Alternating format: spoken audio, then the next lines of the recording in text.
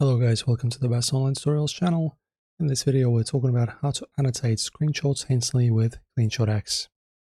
So first you just execute a clean screen snap to trigger the overlay layer. You press Command plus Shift plus 4 on your keyboard to launch your custom area crosshairs, click and drag over your target workspace.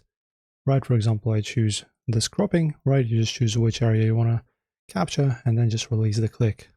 And instead of cluttering your desktop with a unedited raw image file, CleanShot X displays a floating quick access overlay thumbnail canvas in the lower left corner of your desktop view screen.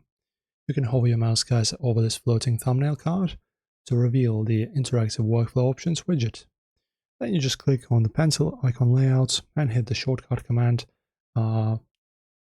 E, to instantly scale open the standalone annotation utility window frame. And this native interface gives you complete access to advanced mockup parameters without making you launch heavy image editing software packages. So your screenshots will be now fully annotated, polished, and ready to share across your product workflows. As always, enjoy and thank you for watching.